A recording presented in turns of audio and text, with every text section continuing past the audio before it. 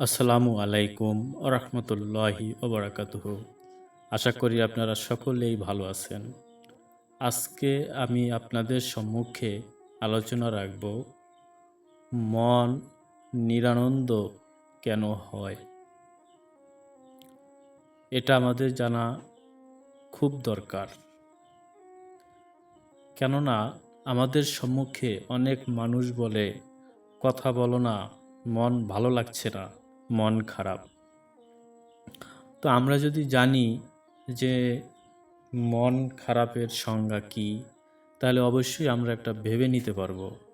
অহেতুক আমরা একটা মানুষকে দোষারোপ করতে পারি না ভিন্ন মতে। অবশ্যই আমাদের জানা দরকার কেন মনের ভিতর নিরানন্দ চলে আসে। চলুন আমরা শুরু করছি। মানসিক কারণ।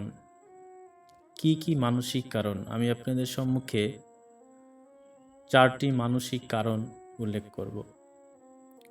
চাপ ও দুশ্চিন্তা, সেটা হতে পারে কাজকর্ম থেকে, পড়াশোনা থেকে, পরিবার বা আর্থিক সমস্যার চাপ থেকে মন ভারী হয়ে যায়। একাকিত্ব,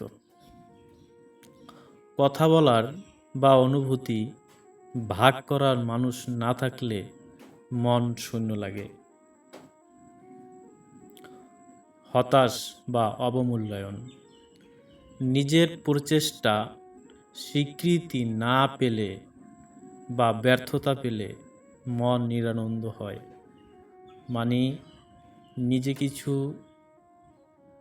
করতে ইচ্ছে করে, করার জন্য ইচ্ছা করে, মন চায় কোনো কাজ, কোনো কর্ম বা কোনো কিছু, সেটার যদি যখন কোনো স্বীকৃতি না পায়, ব্যর্থ হয়, তখন মন নিরানন্দ হয়ে যায়। অতীতের কষ্ট, পুরনো স্মৃতি বা আঘাত মনে ঘুরতে থাকলে মনের আনন্দ কমে যায়। এ হলো আমাদের মানসিক কারণ।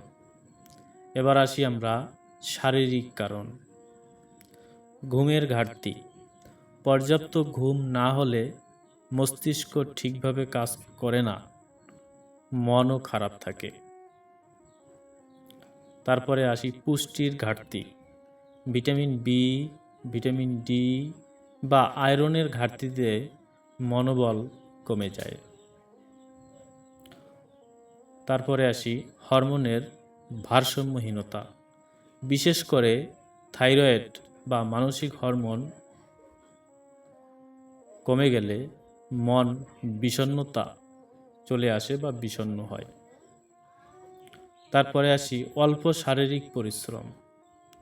ব্যায়াম না করলে হ্যাপিনেস হরমোন কম নিঃসৃত হয়, তার জন্য মনের ভিতর নিরানন্দ চলে আসে। এবারে আসি আমরা সামাজিক কারণ। নেতিবাচক পরিবেশ, চারপাশে নেগেটিভ বা সমালোচনামূলক মানুষ থাকলে, সমালোচক মানুষ থাকলে মন বা মনের আনন্দ হারিয়ে যায়। উদ্দেশ্যহীনতা, জীবনের লক্ষ্য বা আনন্দদায়ক কাজ না থাকলে মন ফাঁকা লাগে। মানুষ চলার পথে কিছু কর্ম দরকার রয়েছে, সে কর্মগুলো যদি তিনি না করতে পারে তাহলে তার মন ফাঁকা লাগে। সেটা হচ্ছে উদ্দেশ্যহীনতা। জীবনের লক্ষ্য, উদ্দেশ্য, আনন্দদায়ক কোনো কাজকর্ম না থাকলে মন ফাঁকা লাগে। তো ভিডিওটিতে যে আলোচনা করা হয়েছে তার সঙ্গে প্রাকৃতিক পরিবেশ আপনাদের কাছে কেমন লেগেছে অবশ্যই কমেন্ট বক্সে জানানোর চেষ্টা করবেন কেমন লেগেছে। আপনার একটি লাইক আমাদেরকে বিভিন্ন রকম লজিক স্বাস্থ্য টিপস তৈরি করতে সহযোগিতা করে। তো যে যেখান থেকে দেখছেন সকলের প্রতি রইল আমার আন্তরিক অভিনন্দন ও ভালোবাসা। দেখা হবে পরবর্তীতে। আসসালামু আলাইকুম।